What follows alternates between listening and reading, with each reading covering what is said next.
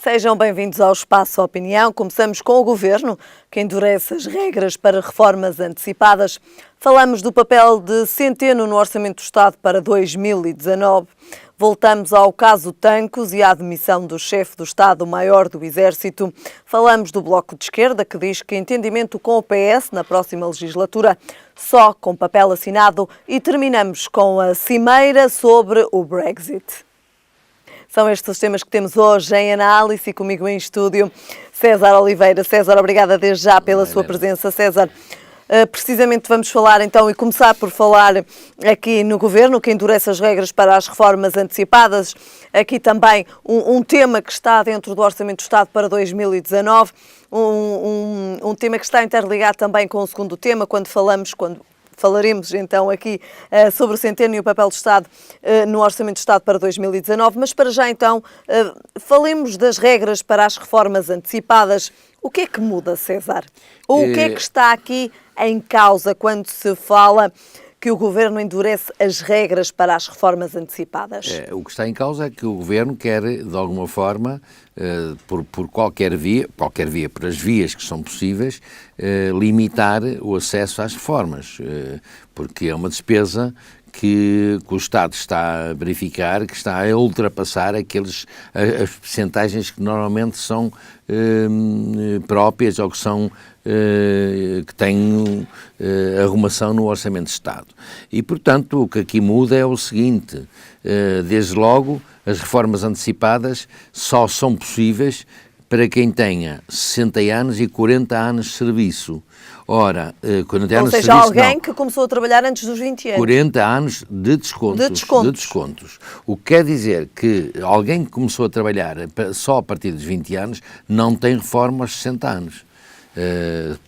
Pode ter mais tarde, mas aos 40 anos não fica abrangido. Exatamente. Portanto, o que o Governo quer aqui é, de alguma forma, criar aqui uma regra mais ou menos estanque para, e se calhar vai estender isso a todas as classes, não é? E daí a razão de que é uma situação que faz parte do Orçamento de Estado, que são as tais medidas limitadoras naquilo que é o que Centeno há de explicar no dia 23 de novembro, ou dia não sei quantos, e que ele vai ser, já antecipo um pouco, mas para mim vai ser um fiscal daquilo que é a execução do Orçamento de Estado. Portanto, e o Ministro da Segurança Social ontem referiu-se um pouco a isso. A Segurança Social tem necessidade absoluta de alguma forma, que a regra endurecer, o termo é assim, endurecer as medidas para o acesso à reforma. Ora, as pessoas que tinham alguma expectativa... Alguma esperança também. Exatamente, até porque, repara, há pessoas que estão cansadas, há pessoas que têm muitas complicações ao nível familiar e assim. César, voltamos aqui à questão do setor público envelhecido. Ora bem, Helena, deixe-me só dizer uma coisa. Esta situação, estas medidas endurecedoras deste campo do acesso, deixam de fora aqueles casos excepcionais. Os empregos de longa duração, as profissões em extinção ou extintas. Portanto, há casos em que a lei defende que a lei não altera nessa matéria, não é? Portanto, o endurecimento das regras não é para este tipo de coisas. É evidente que mesmo nestas vai haver aquilo que é a escrupulosa análise de cada caso destes. Hoje é muito vulgar que, já foi mais vulgar, por acaso, os desempregados de longa duração que estão a fazer uma despesa ao Estado e que têm os seus orçamentos muito limitados ao nível das famílias, recorram a isto porque senão ficam sem nenhum recurso financeiro. E depois entramos na área social, que também é complexa para o Governo gerir, pelo menos nas famílias mais necessitadas. Portanto, isto é uma situação que o Governo querá arrumar com mais cuidado.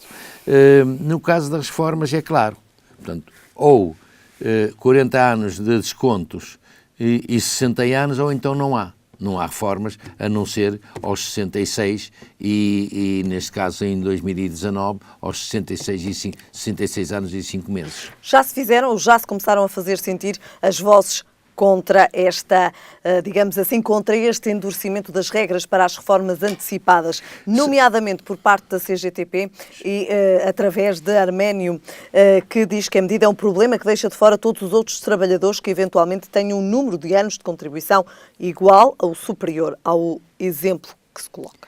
Ora bem, as centrais sindicais, e não espanta nada a CGTP, porque o que é que têm feito as centrais sindicais? É abrir sempre uma discussão dentro da classe trabalhadora do benefício dos trabalhadores com idades de que tenham possibilidade de se reformar. Isto porquê? Porque também é uma situação que é indiretamente ligada ao próprio aumento do mundo de trabalho, das oportunidades de trabalho para os mais jovens. Portanto, se não houver aqui reformas antecipadas, o mercado de trabalho fica sempre muito mais limitado. E logicamente, que as centrais sindicais sabem perfeitamente que a injeção de sangue novo no mercado de trabalho também lhes é benéfico e, portanto, isso é normalmente uma situação que eles têm lutado por ela e têm que reagir, porque a expectativa que estava numa de poder ser mais agilizada o acesso às reformas, ainda há pouco tempo, agora com esta medida e com este anúncio de que vão ser muito rigorosos o acesso às reformas antecipadas, logicamente que tampona essa possibilidade de melhoria, porque algumas pessoas até tinham alguma expectativa de se reformarem antes dos 60 anos, desde que tivessem 40 anos de serviço. César, o próprio Bloco de Esquerda foi apanhado de surpresa. O Bloco de Esquerda, os partidos de esquerda, e aliás, no caso concreto... Iremos falar também mais à frente do No Bloco caso de Esquerda. concreto, Helena, é assim, houve aqui uma alteração desta situação toda das formas com a entrada das medidas restritivas da Troika, não é? Que impôs regras e que limitou e que cortou e que criou medidas e que aumentou a idade da reforma e tudo isso da Troika. E, portanto, desde essa altura até agora tem havido próprios partidos, todos os partidos, uns mais que outros, e sobretudo mais os partidos de esquerda, que tendem a ir buscar os ganhos, as perdas que tiveram quando vem a Troika para cá. Ora, isso é normal, é normal que assim seja, não é? É evidente que a Troika não está cá, mas o problema que acontece na Segurança Social é que o Ministro já veio a referir que a percentagem de reformados, a percentagem de despesa da Segurança Social aumentou de uma forma que é para eles preocupante e, como tal, têm eles próprios não ter medidas facilitadoras, mas ter medidas que de alguma forma restritivas, desde que não vão contra a lei. E, portanto, esta é uma das medidas restritivas, não é? César, esta medida de facto inclui-se aqui no Orçamento do Estado para 2019. Agora sim, passamos então ao próximo tema. Analisamos aqui também o papel de Centeno no Orçamento do Estado para 2019. Pode-se fazer aqui também um balanço daquilo que são as principais medidas e o papel de Mário Centeno. Bom, o papel de Mário Centeno vai ser, como disse há pouco, vai ser um papel fiscal. Aliás, o Mário Centeno já deu provas de ser um indivíduo com muita capacidade de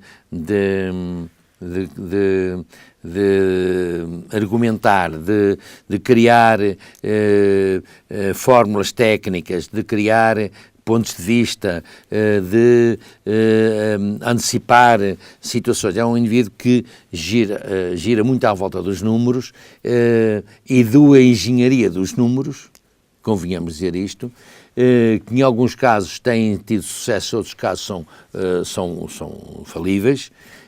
E o caso concreto do Mário Centeno, que este é um orçamento que também tem cedências e tem realmente, quer se queira, quer não queira... Cedências são essas, César Oliveira? São as cedências relativamente ao aumento das reformas e ao aumento da função pública. Serão essas as cedências e depois necessárias?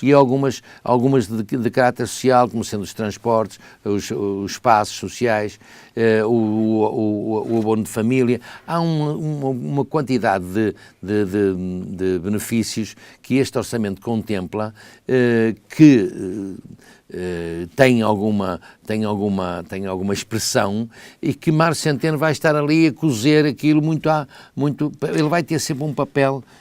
Repare, quem vai apresentar o Orçamento de Estado é Mário Centeno. Está decidido já ao nível do Governo, é ele que o vai apresentar, é ele que vai discutir, independentemente de poder lá estar o Primeiro-Ministro. Porquê? Porque vai ser ele que tem que gerir duas coisas. Ele vai ter que gerir como Ministro das Finanças de Portugal e vai ter que, de alguma forma, cozer à agulha a função que ele tem como Presidente do Eurogrupo. Portanto, repare, é uma faca de dois gumes. Que é outra questão que se coloca também. É outra questão que pode ser... E que sente, digamos assim, podemos dizer desta forma, sente um peso maior para que Portugal, de facto, cumpra as metas. Exatamente. Portanto, tem ali o facto de ele ter aquele lugar na comunidade europeia, é um papel que é uma espécie de uma guilhotina que está ali sempre a cortar. Cuidado, que tu não podes, porque isto não pode ser assim. O que se diz normalmente na gíria é que nós já não mandamos nada em nós, portugueses não mandamos nada em nós. É um pouco verdade em muitas áreas, nomeadamente das macroeconomias.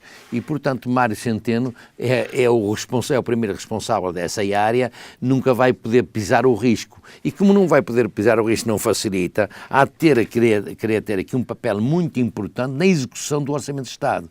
Porque a execução como é? É a facilitação em relação aos colegas, às outras pastas, que têm sempre tendência, veja que agora saíram 4 ministros, todos eles estavam insatisfeitos com as dotações que tinham, não é? Agora vêm outros, toda a gente tem a expectativa que vai haver uma facilitação nova, mas não vai.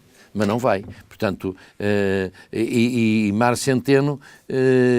ou pronto, o Governo, que isso é a minha análise sobre isto, quanto mais ministros forem do aparelho, que é o caso, mais fácil é gerir, é lidar com estas situações. Pessoas que estão um bocado fora digamos, do plano político-partidário, já têm mais à vontade, já têm, digamos, uma personalidade ligeiramente diferente. E, portanto, Mário Centeno vai ser, na minha opinião, o fiscal rigoroso do Orçamento de Estado. Repare que o que vai acontecer, vão aparecer agora as propostas que têm que acontecer brevemente dos partidos que estão na Assembleia da República, mas essas propostas também já vão ser geridas, nomeadamente por Mário Centeno. Portanto, o Mário Centeno entrou na feitura do orçamento, do plano e orçamento, assumiu o papel de que ia ser o protagonista 5 minutos antes de terminar o prazo, e disse: bem, aqui 5 minutos antes, mas eu vou ficar aqui para gerir convosco estas situações. E depois há uma série de coisas que, de facto, o Orçamento de Estado não espelha bem, mas eles dão por um lado, tiram por outro. Repare, e a vários setores, não é só o próprio IRS que se diz que não aumenta, mas vai ter ajustamentos, porque há rendimentos que vão contar para o IRS que antigamente não contavam. Aquela questão dos arrendamentos e dos IMIs também é uma situação que o Estado quer arrecadar para poder facilitar aquilo que é os orçamentos com as câmaras municipais. Há um conjunto de coisas que não são visíveis, que normalmente nem a comunicação social pega neles, porque falta de elementos, convenhamos, falta de elementos que o Estado, que o Governo não dá, que naturalmente faz parte da sua estratégia, mas muito que vamos chegar, durante a execução, vamos chegar à conclusão que este orçamento é um orçamento que enfim, não será o zero ou nada do zero, mas é um orçamento que não vai comprometer a posição de Portugal na Comunidade Europeia, nomeadamente a posição no Eurogrupo de Mário Centeno. Muito bem, César. Agora passamos a outro tema e de facto, passamos ao caso Tancos. Temos então novos dados. A demissão do chefe de Estado-Maior do Exército, que de facto não resistiu nem à saída da Zarido Lopes, nem às 48 horas do novo ministro, visto que esta demissão aconteceu já ontem. Olha, Helena, a demissão deste general, eu penso que já devia ter ocorrido há muito tempo. A partir da altura em que se verificou que as Forças Armadas tinham tido alguma leviandade nesta matéria. É uma consequência direta. Quem é o responsável das Forças Armadas do Exército, nomeadamente, é o chefe de Estado-Maior. Portanto, o chefe de Estado-Maior tinha sido várias vezes citado. Eu não sei se foi por imposição do anterior ministro que ele se remeteu àquele papel de não adiantar nada nem tomar posições, ou se foi do próprio governo que lhe impôs essa situação, ou é de característica própria. Eu não queria estar agora a levantar suposições em relação à personalidade, mas não há dúvida nenhuma que ele já há bastante tempo que não tem condições para se manter no cargo, porque não há dúvida nenhuma que são os seus elementos que falharam. E as pessoas, quando os seus elementos falham, os responsáveis têm que assumir o papel de responsabilidade desses mesmos elementos. E, portanto, ele não o fez. Manteve-se, criou-se uma certa distância, que é também favorável aos militares, ao papel dos militares, que não entram muito nas coisas que os próprios civis às vezes gostam, e eles não entraram, têm aquele papel de soberania, e, portanto, esta situação, para mim, não foi ele que se demitiu, ele foi indiciado para se demitir e demitiu-se, porque não tinha condições. E, aliás, ele, numa carta que escreve à sua própria arma, diz claramente que são razões também políticas. E são razões políticas, quer dizer, ele diz que é razões políticas, mas, na verdade, também há aqui condições objetivas, porque, de facto, um chefe de Estado-Maior está fragilizado com esta situação de Tancos, que ainda não chegou ao fim, não chegou ao termo a averiguação, o alcance disto. Veja que estão envolvidas várias personalidades. E, de facto, este caso Tancos, quando começou realmente a haver aqui novas revelações relativas a este caso, de facto, quase todos pensaram ou não pensaram que se iria ficar pela saída do ministro. Ou, de facto, aqui esta saída do ministro foi uma saída que há muito também já era aguardada. Já era aguardada e pedida. Já era pedida há muito tempo pela oposição ao partido do governo, já era pedida e já era, eu lembro já há uns meses, o próprio PSD levantava suspeitas e o próprio presidente do PSD dizia queremos que se averigue porque vamos esperar para a averiguação. Portanto, havia já, pelos bichos já muita gente sabia, aliás dito por o próprio António Costa no Parlamento, que afinal vocês todos sabiam, e ele também sabia com certeza, alguma coisa pelo menos, e portanto o papel do ministro, eu também fiquei admirado ele não ter saído há mais tempo, que devia ter saído. A partir da altura em que há de facto uma situação com a gravidade que esta teve, de o roubo de armas, depois de se detectar os ladrões e depois fazer uma encenação para a entrega do roubo, isto com o intuito de branquear a situação toda, isto é muito preocupante e é uma situação muito grave naquilo que é a segurança, naquilo que é a idoneidade e a personalidade do Estado, ou seja, de um Ministério. Portanto, o próprio Ministro, independentemente de até eu considerar que ele é um tipo com uma atitude elevada e discreta e, na minha opinião, tenho uma boa opinião sobre ele, sob o ponto de vista pessoal e de postura, mas não há dúvida nenhuma que há aqui uma fragilidade que se calhar para o qual ele não contribuiu, mas lá está. Ele não contribuiu, mas é o responsável máximo, tem que assumir as consequências.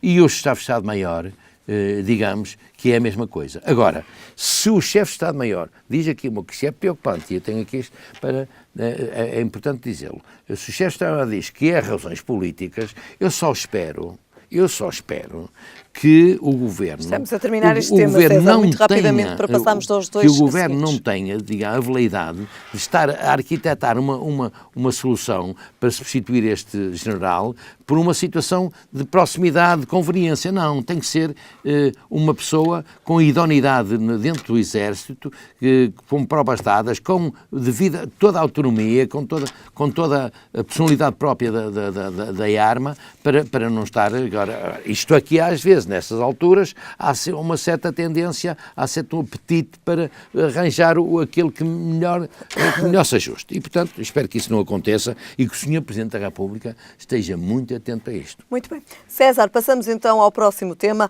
O Bloco de Esquerda diz que entendimento com o PS na próxima legislatura só com papel assinado. De facto, já se começa aqui também, digamos assim, a preparar terreno para as próximas eleições, César. Olha, falta praticamente um ano, ou menos de um ano. Eu vou dizer uma coisa que o que o Bloco de Esquerda se diz não se escreve. O que eles querem, o que eles dizem não se escreve. Portanto, quando chegar à altura, o Bloco de Esquerda já provou ao longo destes anos que está no governo, que tem engolido tudo, engolido sapos, tudo. Para quê? Para se manter na esfera do poder, para se manter na esfera da influência, para se manter na esfera daquilo que é a decisão que eles não têm. São um partido com uma dimensão muito reduzida e nomeadamente, é um partido que, ao nível daquilo que é o pensamento político, ou se quisermos, o doutrinal, não tem. Quer dizer, a reivindicação não é uma doutrina. É uma postura, mas tem que haver uma doutrina. Com que objetivo é que fazem algumas reivindicações? Eles não provam nada disso, não dizem nada disso às pessoas. Dizem, à custa, conquistamos mais isto, conquistamos mais aquilo, e aquilo vai valendo mais uns pontos percentuais. Portanto, o Bloco de Esquerda, o que diz aqui, o que disse, não se escreve. Bem mais inteligente é o PCP quando diz que não precisam de acordos escritos. Eles têm gerido isto à medida do que é aquilo que é a doutrina do PCP, esses sim as têm, uma doutrina, e que têm gerido aquilo que são as posições deles em função da doutrina, das convicções. Isso acho bem. Lutar pelas convicções, pronto, mal ou bem. E gerem de forma diferente, quer o PCP, quer o Bloco de Esquerda. Não é preciso papel, gerem no combate político, nas ações políticas do dia a dia. Agora, escrever num papel... O que é que o Bloco de Esquerda quer dizer quando diz que é preciso um papel assinado? É como um casamento. Falta o casamento. Não é como um casamento, é para tentar assegurar aquilo que nunca é seguro. Percebe? Porque, repare, agora está papel escrito, mas agora as próximas eleições que houverem, pode o papel haver um papel escrito, não adianta nada.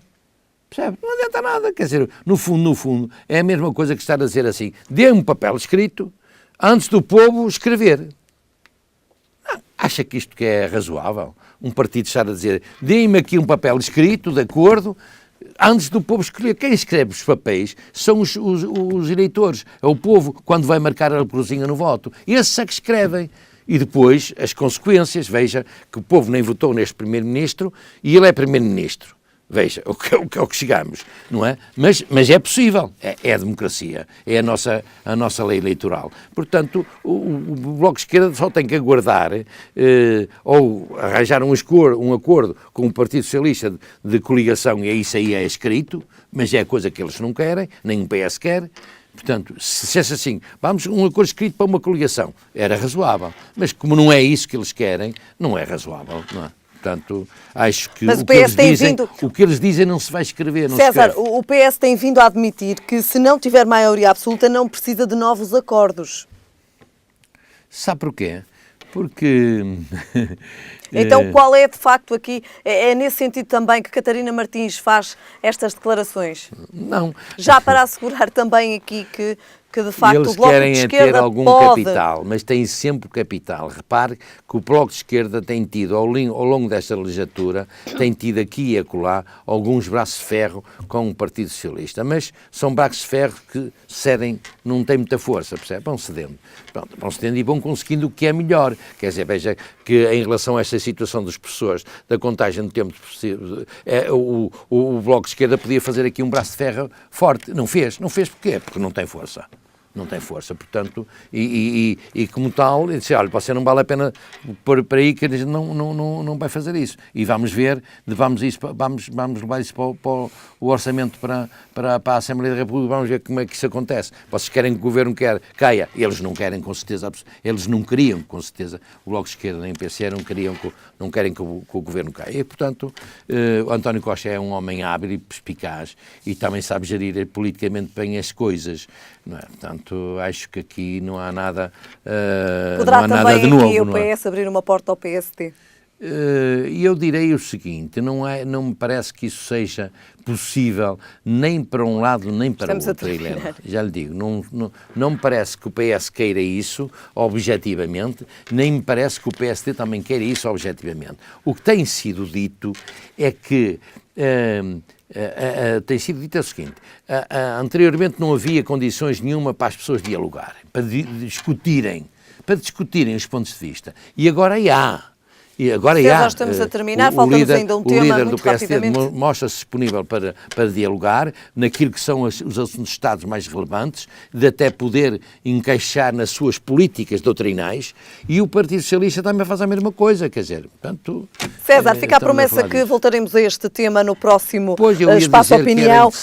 Para a próxima semana voltaremos então a falar sobre esta questão relativa então às eleições e aqui também então às declarações do Bloco de Esquerda e à possibilidade ou não de um entendimento entre o PS e o PSD. Para já e para fecharmos hoje o Espaço Opinião, peço-lhe muito rapidamente uma pequena abordagem relativa à cimeira do Brexit. César, olha, mais muito uma rapidamente. vez não foi conclusiva, eu percebo perfeitamente, percebe-se aqui, para ser rápido, percebe-se aqui que o governo, a Comunidade Europeia quer tratar do assunto, mas os ingleses estão a tentar protelar, exatamente muito por causa das fronteiras com a Irlanda. Portanto, é uma coisa que eles querem retardar, porque querem evitar a todo custo a criação das fronteiras. E estão a ver se criam aqui fórmulas de não se criar nas ditas fronteiras e de que a Inglaterra saia, mas esteja na mesma naquele estatuto que tem. Quer dizer, não vai ser possível. Ou eles, ou a Inglaterra, que também não sei se é possível neste momento do campeonato, nesta altura do campeonato, haver uma reversão da parte de Inglaterra. Mas há instabilidade em Inglaterra sobre esta matéria. Muita instabilidade nos ingleses, no meio dos ingleses. Se houvesse agora um referendo sobre isso, se calhar não ganharia. O Brexit não ganharia. Muito bem, César, terminamos então hoje o Espaço Opinião. Voltamos a ver-nos na próxima semana. Muito obrigada, boa semana. Obrigado, igualmente. Foram então estes hoje os temas em análise. Estamos de regresso amanhã.